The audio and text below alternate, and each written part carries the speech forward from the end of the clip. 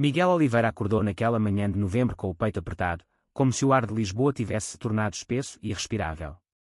Ele havia perdido tudo: o emprego como consultor financeiro em uma firma respeitada no Chiado, a noiva Inês, que o abandonara sem explicações, e a confiança em si mesmo, corroída por meses de dúvidas sussurradas no escuro.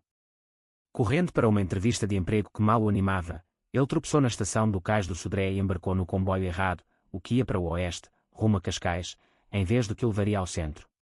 Merda, murmurou ele, sentando-se pesadamente, o coração batendo em um ritmo de derrota acumulada.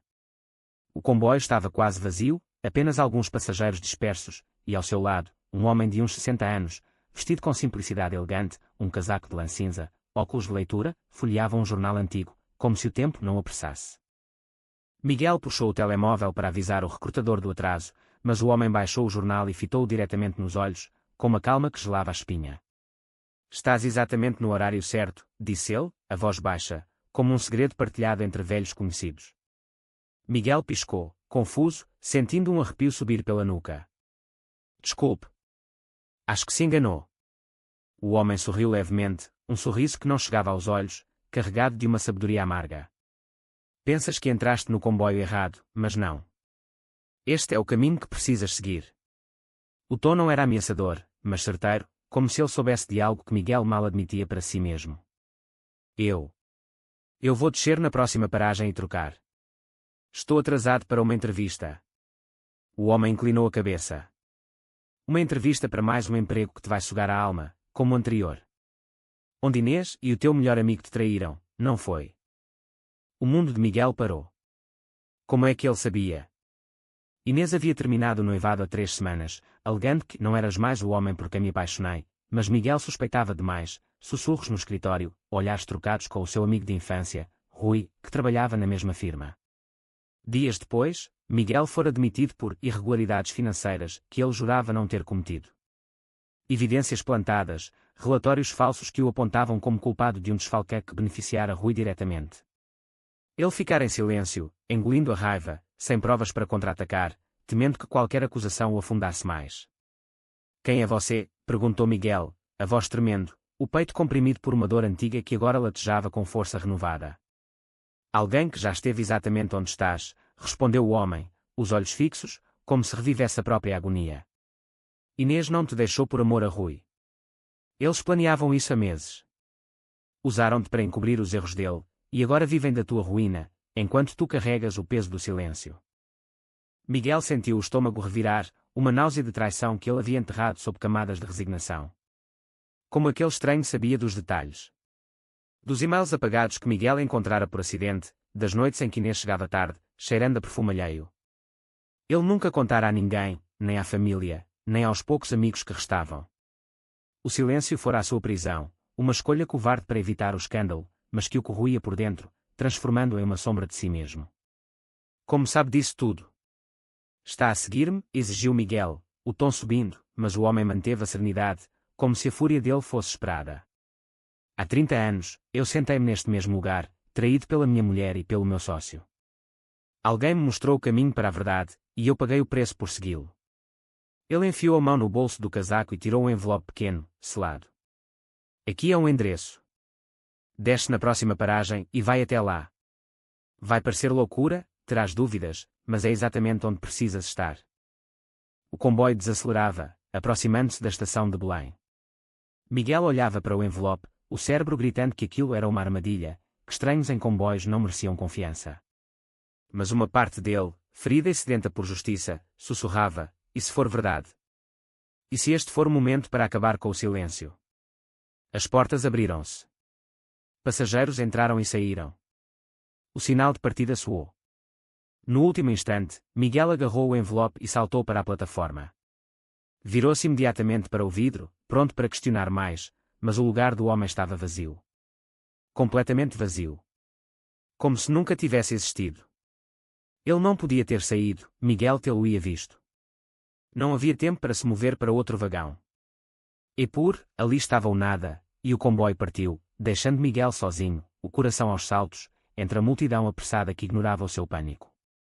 Com mãos trêmulas, abriu o envelope. Dentro, um papel com uma caligrafia cuidada, café das sombras, Rua Augusta 142. Pergunta por Sofia. Ela espera-te. Abaixo, uma linha adicional: a traição merece resposta. Mas lembra-te, a vingança consome quem a busca. Miguel fitou o papel, o racionalismo português, prático, cético, dizendo-lhe para o deitar fora, para voltar à vida de desempregado silencioso.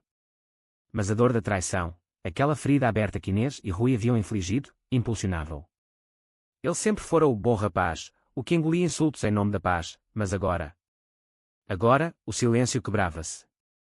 Digitou o endereço no telemóvel, um café discreto no centro de Lisboa, conhecido por ser ponto de encontro de investigadores privados. Meia hora a pé. Ele foi, ignorando o frio que se instalava, cada passo alimentando a tensão que borbulhava no seu peito. O Café das Sombras era um lugar modesto, com mesas de madeira gasta e o aroma de pastel de nata misturado a café forte. Uma mulher nos 40 anos, de cabelo curto e expressão afiada, servia atrás do balcão. "Posso ajudar?", perguntou ela, com um sotaque lisboeta puro. "Procure Sofia", disse Miguel, a voz incerta. Ela ergueu uma sobrancelha. "Sou eu. Sofia Mendes. E tu deves ser Miguel Oliveira." Ele gelou. "Como sabe o meu nome?" Sofia limpou as mãos num pano e gesticulou para uma mesa no canto. "Alguém me avisou que virias. Um homem que conhece bem as sombras da traição. Senta-te." Eles sentaram-se, e Sofia falou sem rodeios, como uma lisboeta prática que não perde tempo com floreados. "Sou investigadora privada. Ajudo pessoas como tu a desenterrar verdades que outros querem esconder. O teu amigo disse que foste traído, no amor e no trabalho. Queres provas? Posso arranjá-las, mas avisei, a verdade tem um preço, e a vingança, outro maior." Miguel hesitou, o conflito interno rasgando-o. Ele agira sempre pela razão, pela estabilidade, como o seu pai lhe ensinara, em Portugal, aguenta-se e segue-se em frente. Mas a imagem de Inês e Rui, rindo às suas custas, vivendo da sua queda, incendiava-o. "Quero", disse ele, a voz baixa, mas firme. Sofia acenou. "Então começa por me contar tudo. E lembra-te, o silêncio é a tua arma agora." Nas semanas seguintes, Miguel mergulhou num mundo de sombras. Sofia forneceu-lhe dossiês, e-mails hackeados provando que Rui falsificara documentos para incriminar Miguel, ganhando uma promoção, fotos de Inês e Rui juntos meses antes do término, traindo nas costas. Cada revelação era uma facada, aprofundando o trauma, noites insones, onde o silêncio da sua casa ecoava acusações não ditas, a solidão virando raiva.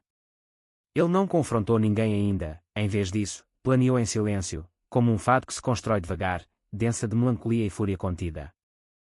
A tensão crescia a cada dia. Miguel arranjou um emprego temporário como contador numa pequena empresa no Bairro Alto, mas as noites eram para a vingança. Ele usou as provas para anonimato denunciar Rui à autoridade tributária, irregularidades fiscais que o poderiam levar à prisão, sob a lei portuguesa rigorosa. Para Inês, que agora trabalhava como designer na firma de Rui, ele espalhou rumores sutis em círculos profissionais, plantando sementes de dúvida sobre a sua integridade. Não era glorioso, era sujo, como a vingança real, corroendo a sua alma. Ele via-se ao espelho e não se reconhecia, o homem calmo tornara-se obsessivo, o preço da escolha manifestando-se em amigos que se afastavam, família preocupada com o seu isolamento. "Estás a destruir-te a ti mesmo", pensou ele uma noite, mas a dor da traição impulsionava-o, como um vício. 2 meses depois, Rui foi suspenso, a firma em escândalo. Inês ligou-lhe, chorando: "Miguel, o que fizeste? Nós não queríamos magoar-te assim."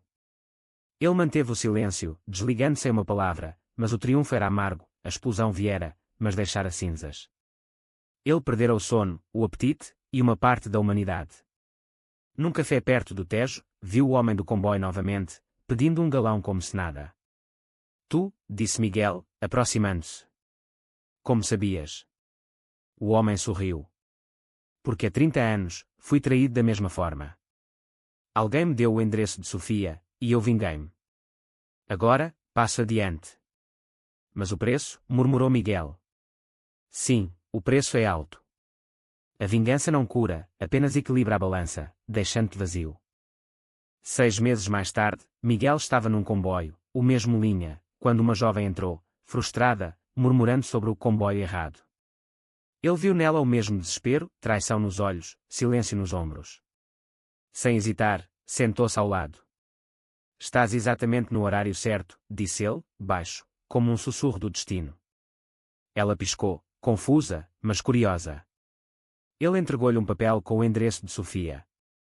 Desce na próxima e vai até lá. É onde precisas estar. O comboio parou. Ela hesitou, depois saiu. Miguel moveu-se para o fundo do vagão, desaparecendo antes que ela olhasse de volta. A vingança não era o fim, era um ciclo, pago com pedaços da alma, onde o silêncio da traição ecoava para sempre, e as escolhas definiam não só a justiça, mas a ruína interior.